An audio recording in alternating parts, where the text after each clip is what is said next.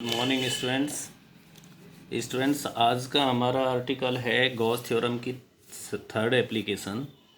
Gauss theorem की दो application हम आपसे कल डिस्कस कर चुके हैं। आज हम थर्ड एप्लीकेशन के बारे में बात करें। थर्ड एप्लीकेशन है बच्चों, field due to uniformly charged thin spherical shell. Thin spherical shell के द्वारा, एक मिनट बेटा ज़रा सा मैं इसकी ब्राइटनेस एडजस्ट कर लूँ। हाँ, इलेक्ट्रिक फील्ड कैलकुलेट करना। तो इसके लिए बच्चों हमने एक छोटी सी थिन स्फेरिकल सेल इमेजिन कर ली। ये एक स्फेरिकल सेल है और इस स्फेरिकल सेल का रेडियस है कैपिटल आर। जब हम इसको क्यू चार्ज देते हैं तो क्यू चार्ज इसकी सरफेस पर यूनिफॉर्मली डिस्ट्रीब्यूट हो जाता है। ये सब बातें मैं आपसे पहले डिस्कस कर चुका हूँ कि चार्ज किस तरीके से यूनिफॉर्मली डिस्ट्रीब्यूट हो जाता है। तब तीन केसेस में हम इलेक्ट्रिक फील्ड निकालेंगे बच्चों। इसमें जो पहला केस होता है, सबसे पहला केस वो होता है आउटसाइड पॉइंट। अगर कोई पॉइंट इस स्फेरिकल सेल से बाहर है तो तब हम उसका इलेक्ट्रिक फील्ड किस तरीके से कैलकुलेट करते हैं। अब हमने मान लिया बच्चों इस स्फेरिकल सेल से बाहर कोई एक पॉइंट है। दिखने में थोड़ी सी दिक्कत आ रही है बच्चों, एक सेकेंड। यहाँ पर इसके बाहर यहाँ कोई एक पॉइंट है P, जिसकी इसके सेंटर से डिस्टेंस है स्मॉल r। आप इस पॉइंट P पर इलेक्ट्रिक फील्ड कैलकुलेट करना चाहते हैं तो हम सबसे पहले इस पॉइंट P से पास होने वाली एक स्फेरिकल गॉसियन सरफेस को इमेजिन कर लेते हैं। मान लो ये स्फेरिकल गॉसियन सरफेस है जो इसके चारों तरफ को इस तरीके से। अब इस गॉसियन सरफेस पर यहाँ एक छोटा सा एरिया एलिमेंट ds इमेजिन कर लेते हैं। अब आपको पता है कि इस पॉइंट P पर अगर हम इलेक्ट्रिक फील्ड निकालेंगे तो यहाँ पर पॉजिटिव चार्ज है तो इलेक्ट्रिक फील्ड अवे यानी कि इस डायरेक्शन में होगा। और अगर आप यहाँ पर एरिया वेक्टर कैलकुलेट करेंगे तो एरिया वेक्टर इसके परपेंडिकुलर होता है तो एरिया वेक्टर भी इसी डायरेक्शन में होगा। तो क्लियरली E एंड DS दोनों सेम डायरेक्शन में होंगे तो इनके बीच का जो एंगल होगा बच्चों, वो जो इनके बीच का एंगल होगा वो 0 डिग्री होगा। अगर इन दोनों के बीच का एंगल 0 डिग्री है तो तब हम इस गॉसियन सरफेस से पास होने वाला इलेक्ट्रिक फ्लक्स कैलकुलेट करते हैं। और आपको पता है कि फ्लक्स का फॉर्मूला होता है phi E is equal to integration surface integration E dot ds। तो अब इसको हम लिख सकते हैं phi E is equal to integration EDS cos 0 degree, क्योंकि आपको पता है कि इन दोनों के बीच का एंगल 0 डिग्री है यहाँ पर सेम डायरेक्शन में। कॉस 0 की वैल्यू 1 होती है तो इसको हम यहाँ से हटा सकते हैं और इसकी वैल्यू 1 लिख सकते हैं। और ये जो फाई E है इसको हम Q अपॉन एप्सिलॉन नॉट लिख सकते हैं। तो आपने इसको Q अपॉन एप्सिलॉन नॉट लिख दिया। और अब ये देखिए किसके बराबर हुआ, E हमें निकालना है, इसको आप बाहर निकाल लीजिए और इंटीग्रेशन के अंदर खाली बच गया आपका ds।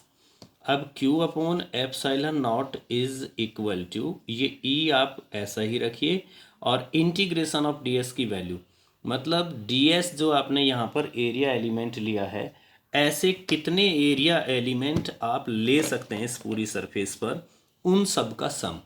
तो आप इस पूरी गॉसियन सरफेस पर ऐसे इनफाइनाइट एलिमेंट ले सकते हैं और जब उन सब एलिमेंट्स के एरिया को आप जोड़ेंगे तो इस पूरी गॉसियन सरफेस की कर्व्ड सरफेस एरिया बनेगा और उस कर्व्ड सरफेस एरिया को हम लिख सकते हैं 4πr²। अब इससे बच्चों अगर आपको E निकालना है तो E इज इक्वल टू, देखिए ये 1/4 Q बाई एप्सिलॉन नॉट तो यहाँ पर पहले से ही है तो आप इसे लिखिए Q/4π, ये इधर से आया, एप्सिलॉन नॉट यहाँ पहले से ही था और इंटू r²।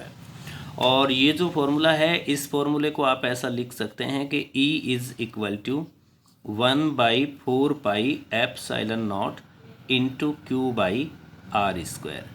अब ये इलेक्ट्रिक फील्ड का जो फॉर्मूला आप देख रहे हैं, इस फॉर्मूले को आप पहले पढ़ चुके हैं। अब ये फॉर्मूला आपने कहाँ पढ़ा था? पॉइंट चार्ज के द्वारा प्रोड्यूस होने वाले इलेक्ट्रिक फील्ड के केस में आपने पढ़ा था। तो इसलिए हम ये मान सकते हैं कि स्फेरिकल सरफेस के सरफेस एरिया पर जितना भी चार्ज डिस्ट्रीब्यूट है, हम उसको इसके सेंटर पर कंसंट्रेटेड मान सकते हैं और कंसंट्रेटेड मान करके इलेक्ट्रिक फील्ड निकाल सकते हैं। तो हमारा आंसर ठीक आ जाएगा। इसका मतलब ये है। अब सेकंड केस है बच्चों, एट द सरफेस। जिस पॉइंट पर इलेक्ट्रिक फील्ड कैलकुलेट करना है, अगर वो पॉइंट स्फेरिकल सेल की सरफेस पर है, मान लीजिए क्यू, तो ऐसी कंडीशन में बच्चों ये जो आपका ये सरफेस है इस स्फेरिकल सेल की, ये ही गॉसियन सरफेस का काम करेगी। और अगर ये गॉसियन सरफेस का काम करेगी तो आप एलिमेंट को यहाँ इमेजिन कर सकते हैं। फिर आप जैसे नीचे आपने किया है तो ये ई आपका इस डायरेक्शन में होगा और डी एस भी बच्चों इसी डायरेक्शन में होगा। तो फिर से आप इस गॉसियन सरफेस से पास होने वाला इलेक्ट्रिक फ्लक्स कैलकुलेट करेंगे जैसा आपने ऊपर किया है। तो केवल और केवल ये चेंज आना है कि आप केवल स्मॉल आर की जगह पर कैपिटल आर आ जाएगा और कोई चेंज नहीं आना है इस पूरे प्रोसेस से। तो इसलिए हम कह सकते हैं कि जो इलेक्ट्रिक फील्ड होगा, इलेक्ट्रिक फील्ड इस वाले फॉर्मूले से 1/4πε0 और Q by capital R square. अब इसको हम थोड़ा सा अगर रीअरेंज कर लें तो then we can say that E is equal to 1/ε0 into Q by 4πr square.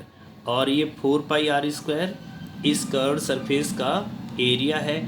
तो ये Q बाई एरिया, इसको आप सरफेस चार्ज डेंसिटी सिग्मा लिख सकते हैं। तो then we can write as E is equal to, ये आपका सिग्मा हो गया, तो सिग्मा अपॉन ε0।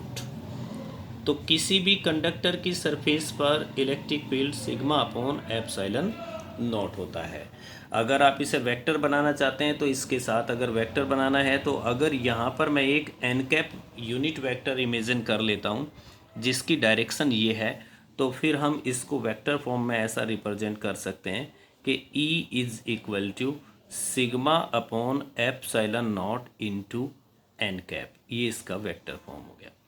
अब तीसरा केस है हमारा इनसाइड पॉइंट। अगर हम इस स्फेरिकल सेल के अंदर कोई पॉइंट ले लेते हैं, मान लीजिए यहाँ पर मैंने कोई पॉइंट ले लिया और इसकी सेंटर से डिस्टेंस स्मॉल r गिवन है यहाँ से यहाँ तक। अब मैं यहाँ एक इस तरीके से गॉसियन सरफेस इमेजिन करूँगा और ये जो गॉसियन सरफेस स्फेरिकल मैंने यहाँ इमेजिन की है, अब इस गॉसियन सरफेस पर यहाँ एक स्मॉल एलिमेंट लेंगे और उसके लिए E इस तरफ होगा और उसके लिए DS की डायरेक्शन भी E की डायरेक्शन में ही होगी, जैसा आपने ऊपर के दो केसेस में देखा है, बिल्कुल सिंपल इसी तरीके से। अब हम इससे पास होने वाला जो इलेक्ट्रिक फ्लक्स है फाई E, इसको लिख सकते हैं phi E is equal to Q upon ε0। लेकिन ये जो फाई E है ये लिखा जा सकता है integration of E dot DS is equal to Q upon ε0। लेकिन inside the surface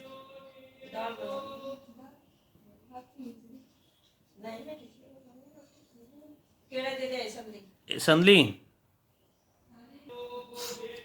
inside the surface के अंदर आप देख रहे हैं कि सरफेस के अंदर कोई भी चार्ज एनक्लोज नहीं हुआ है, क्योंकि सारा चार्ज सरफेस पर यूनिफॉर्मली डिस्ट्रीब्यूट है। तो ये जो गॉसियन सरफेस है इसके अंदर कोई भी चार्ज नहीं है, और अगर इसके अंदर चार्ज नहीं है तो फिर ये जो आपने लिखा है इसको आप लिख सकते हैं EdS cos 0 डिग्री का इंटीग्रेशन और इज इक्वल टू Q की जगह आप लिखेंगे 0। तो इट मीन्स या तो E 0 है या DS 0 है या दोनों 0 है। अब DS तो हमने इमेजिन किया है इसलिए हम 0 तो इमेजिन नहीं कर सकते, तो clearly here the E is equal to 0। तो बच्चों किसी भी स्फेरिकल सेल के अंदर इलेक्ट्रिक फील्ड 0 होता है, उसकी सरफेस पर इलेक्ट्रिक फील्ड सिग्मा अपॉन ε0 होता है और उसके आउटसाइड पॉइंट पर इलेक्ट्रिक फील्ड ठीक उतना ही होता है जितना किसी पॉइंट चार्ज के कारण हम निकालना सीख चुके हैं। अगर हम इन तीनों वैल्यूज़ के आधार पर एक ग्राफ या वेरिएशन बनाना चाहें तो वेरिएशन हम इस तरीके से बना सकते हैं जैसा आपने ऊपर के डायग्राम में देखा है।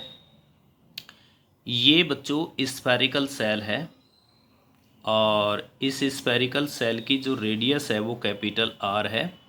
अब मैंने यहाँ इस तरीके से दो एक्सिस चूज कर लिए हैं, एक एक्सिस सेंटर से पास होने वाला और एक एक्सिस ये एक्स एक्सिस होगा इधर वाला और ऊपर वाला एक्सिस वाई एक्सिस होगा बच्चों।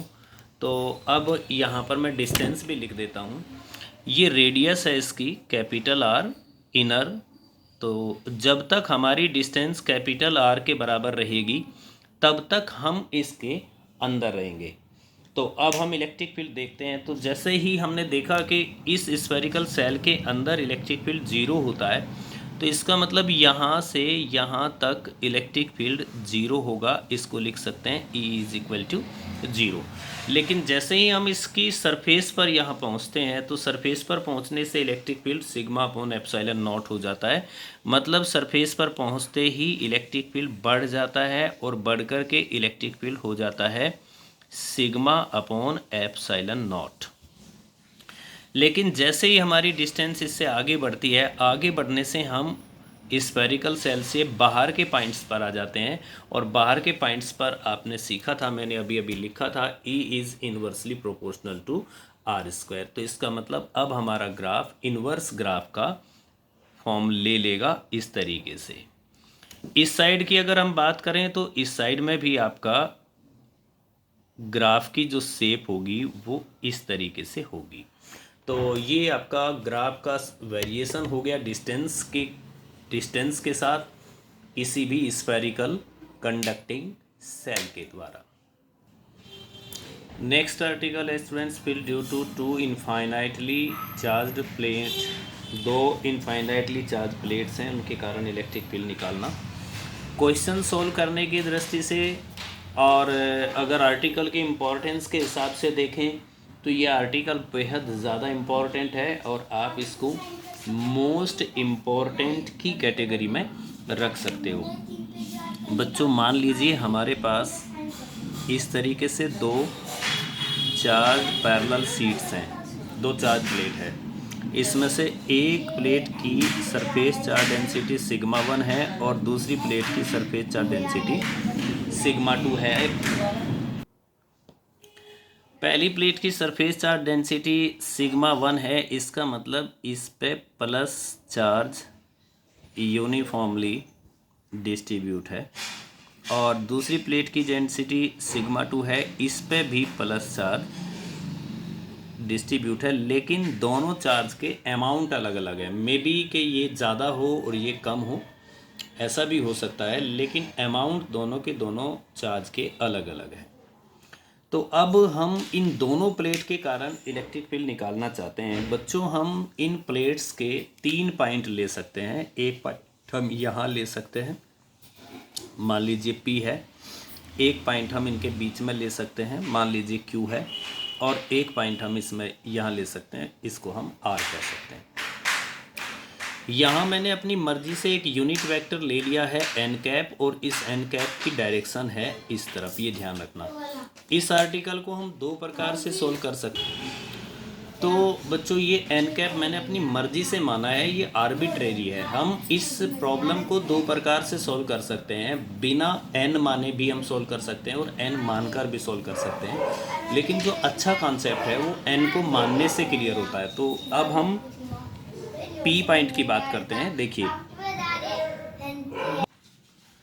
तो बच्चों P पॉइंट की बात करते हैं। मान लीजिए ये फर्स्ट प्लेट है और ये आपकी सेकंड प्लेट है। तो देखो इस P पॉइंट पर फर्स्ट प्लेट के कारण इलेक्ट्रिक फील्ड की जो डायरेक्शन होगी वो होगी ये, क्योंकि ये पॉजिटिव चार्ज है तो इलेक्ट्रिक फील्ड अवे।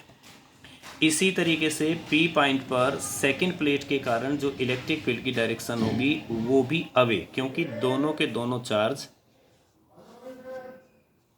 पॉजिटिव है। इसी तरीके से Q पॉइंट पे क्यू पॉइंट पे देखिए, पहली प्लेट पॉजिटिव है तो इसके कारण इलेक्ट्रिक फील्ड की डायरेक्शन ये होगी E1, और दूसरी प्लेट के कारण इलेक्ट्रिक फील्ड की डायरेक्शन ये हो गई E2। आर पॉइंट के लिए देखिए, फर्स्ट प्लेट पॉजिटिव, इसके कारण इलेक्ट्रिक फील्ड की डायरेक्शन होगी ये E1, और दूसरी प्लेट भी पॉजिटिव है तो इसके कारण भी इलेक्ट्रिक फील्ड की डायरेक्शन E2। मैंने सबसे पहले तीनों पॉइंट्स पर इलेक्ट्रिक फील्ड विद डायरेक्शन आपको बता दिए हैं। अब मैं आपको वैल्यू लिख के बताता हूँ। जो E1 है इलेक्ट्रिक फील्ड, वो पहली प्लेट के कारण है, और आप जानते हैं कि सिंगल प्लेट के कारण जो इलेक्ट्रिक फील्ड होता है वो सिग्मा अपॉन 2 एप्सिलॉन नॉट होता है। इसी तरीके से ये सिग्मा 1 हो जाएगा। इसी तरीके से जो E2 है वो इलेक्ट्रिक फील्ड दूसरी प्लेट के कारण है, तो वो इलेक्ट्रिक फील्ड होगा sigma 2 divided by 2 epsilon not. अब हम डायरेक्शन के साथ बात करते हैं for point P। For point P point के लिए बात करते हैं। देखिए, इसको थोड़ा ध्यान से समझ लेना, जो चीज़ मैं अभी लिख रहा हूँ। E1 vector is equal to, ये स्केलर थे, वेक्टर क्या हुआ, E1 का मैग्नीट्यूड तो ये गिवन है यहाँ पर, सिग्मा 1 अपॉन 2 एप्सिलॉन नॉट। अब देखो, E1 की जो डायरेक्शन है वो एन कैप की डायरेक्शन के अपोजिट है। आप देख रहे हैं कि E1 एन कैप के अपोजिट है, तो आप यहाँ माइनस का साइन लगा करके एन कैप लिख दीजिए। इसी तरीके से अगर E2 को आप लिखना चाहते हैं तो E2 is equal to sigma 2 divided by 2 epsilon naught, और E2 की डायरेक्शन भी एन कैप के अपोजिट है, तो ये माइनस। इस बात को ध्यान से समझ लो, E1 और E2 दोनों एन कैप के अपोजिट है, तो इसलिए मैंने माइनस के साइन लिए हैं। अब P पॉइंट पर इलेक्ट्रिक फील्ड कितना होगा, अब आपको वहाँ जाके ऊपर जाके डायरेक्शन का हिसाब लगाने की ज़रूरत नहीं है। अब आप डायरेक्शन का हिसाब लगा चुके हैं। अगर आप 2 बार डायरेक्शन का हिसाब लगा देंगे और डायरेक्शन को 2 बार अपनी कैलकुलेशन में इंक्लूड कर देंगे तो आपका रिजल्ट गलत आ जाएगा। तो अब आपको क्या करना है, E1 प्लस E2। तो देखो, जब मैं E1 प्लस E2 करूँगा तो माइनस दोनों में से कॉमन हो जाएगा, और नीचे आपका 2 एप्सिलॉन नॉट कॉमन हो जाएगा, और ये बचेगा sigma 1 plus sigma 2 divided by 2 epsilon naught, और it is the EP। P point पर इलेक्ट्रिक फील्ड हमेशा इतना होगा। अब हम बात करते हैं बच्चों Q पॉइंट की। इसी कैलकुलेशन में अब आप Q पॉइंट की बात करें तो Q पॉइंट पर आपका इलेक्ट्रिक फील्ड कितना हुआ, E1 इज इक्वल टू, देखो E1 एन कैप की डायरेक्शन में है, देख लो दोबारा से, E1 की डायरेक्शन और एन कैप की डायरेक्शन सेम है, तो ये तो हो गया आपका sigma 1 upon 2 epsilon not into n cap. और अब E2 एन कैप के अपोजिट है, सो इसको हम लिखेंगे sigma 2 upon 2 epsilon not into n cap with negative sign. अगर अपोजिट है तो आपको नेगेटिव साइन लेना है, अगर वही डायरेक्शन है तो आपको ऐसा लिखना है। अब EP निकाल चुके हैं, EQ किसके बराबर होगा, वही तरीका E1 plus E2, simple E1 plus E2, और फिर से आपने इस EQ को निकाला तो बच्चों EQ आपके पास क्या आएगा, वही जैसे आपने कॉमन यहाँ पर लिया था, ये आ जाएगा sigma 1 minus sigma 2 upon 2 epsilon naught और into an cap.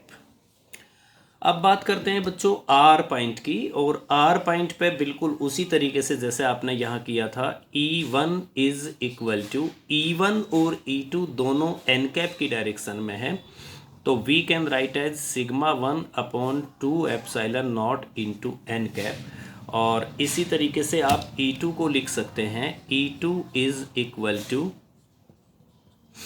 Sigma 2 upon 2 epsilon not into n cap, और E इज इक्वल टू किसके बराबर होगा, E is equal to E1 plus E2। तो E is equal to, students दोबारा से हमने उसको उसी तरीके से सॉल्व किया, sigma 1 plus sigma 2 divided by 2 epsilon not into n cap. इस तरीके से हम तीनों पॉइंट पर इलेक्ट्रिक फील्ड कैलकुलेट कर सकते हैं उसके साथ डायरेक्शन को अटैच करते हुए। जैसे मैंने डायरेक्शन को अटैच किया है एन कैप की हेल्प से, तो आप तीनों पॉइंट पर इलेक्ट्रिक फील्ड को कैलकुलेट कर सकते हैं। अब स्टूडेंट्स में इसका एक सब केस यानी कि इसका सेकंड केस मैं आपके सामने बनाता हूं। चलो हम इसको केस फर्स्ट लिख देते हैं, it is the case first. अब हम केस सेकंड आपके सामने लाते हैं इसी तरीके का, उसको भी ज़रा ध्यान से सोचना। केस सेकंड बच्चों, अगर यही दो प्लेट्स हमारे पास इस तरीके से होती कि ये वाली जो प्लेट है इस पे सरफेस चार्ज डेंसिटी होती प्लस सिग्मा और इस पे सरफेस चार्ज डेंसिटी होती माइनस सिग्मा, मतलब ये वाली प्लेट आपकी पॉजिटिवली चार्ज्ड होती और ये वाली प्लेट आपकी नेगेटिवली चार्ज्ड होती, तो तब हम इलेक्ट्रिक फील्ड कैसे कैलकुलेट करते।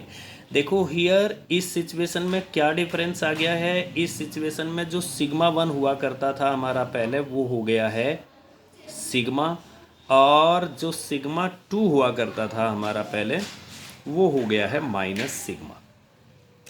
तो हम ऊपर जो फॉर्मूले हैं उन फॉर्मूले में ये वैल्यू रिप्लेस कर देंगे, तो तब ई पी किसके बराबर होगा। देखिए E P is equal to minus sign ये वाला, सिग्मा 1 को आप रखेंगे सिग्मा, सिग्मा 2 को आप रखेंगे माइनस सिग्मा, और divided by 2 epsilon not, sorry यहाँ एन कैप भी था, और इनटू एन कैप, और इट बिकम्स जीरो।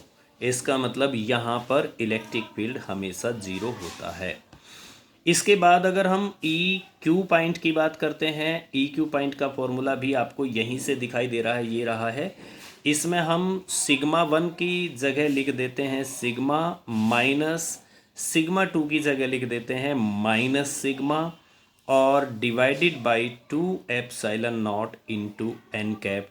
और बच्चों इसको जब हम कैलकुलेट करते हैं तो ये sigma upon epsilon naught into N cap आता है, यानी इनके बीच में इलेक्ट्रिक फील्ड होगा, इधर इलेक्ट्रिक फील्ड नहीं होगा। और इसी तरीके से ई आर पॉइंट की बात अगर हम करें, फॉर्मूला आपको भले ही ना दिखे पर मैं वैल्यू रख देता हूँ sigma minus sigma upon 2 epsilon naught into N cap, and it becomes zero.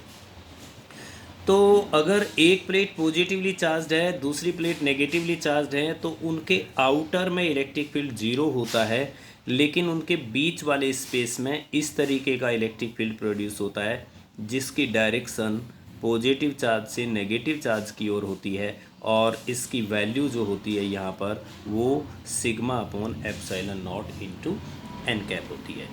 अब बच्चों अगर मैं इसी का एक केस और आपको बना के समझाऊँ, केस थर्ड, और इनमें से किसी भी केस को आपको छोड़ना नहीं है, ये इम्पॉर्टेंट हैं सारे के सारे पॉइंट्स। बच्चों अगर हमारे पास ये एक प्लेट है, ये दूसरी प्लेट है, इसकी surface charge density plus sigma है, इसकी सरफेस चार्ज डेंसिटी भी प्लस सिग्मा है, तो आप ये कहेंगे कि sigma 1 is equal to sigma है, और साथ साथ यहाँ पर सिग्मा 2 इज इक्वल टू भी सिग्मा है। तो ई पी का जो फॉर्मूला आपको ऊपर मिला है, E P is equal to minus sigma 1 की जगह सिग्मा, फिर इसके बाद प्लस सिग्मा 2 की जगह भी सिग्मा, और upon 2 epsilon naught into N cap. तो हमारा E P electric field at point P आ जाता है minus sigma upon epsilon naught into N cap, मतलब यहाँ पर इलेक्ट्रिक फील्ड होगा।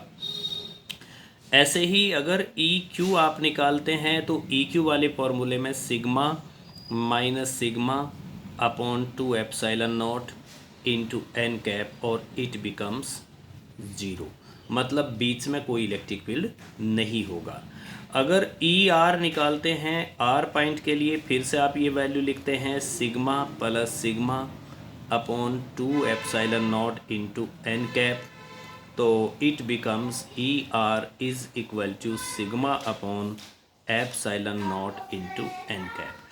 तो बड़ा इंटरेस्टिंग रिजल्ट आता है, इन प्लेट्स के बीच में इलेक्ट्रिक फील्ड हमेशा जीरो होगा, और इधर वाला जो इलेक्ट्रिक फील्ड होगा उसको हम ऐसे से स्टार्ट कर सकते हैं पॉजिटिव चार्ज से, और इधर वाला जो इलेक्ट्रिक फील्ड होगा उसको हम ऐसे दिखा सकते हैं पॉजिटिव प्लेट से निकलता हुआ।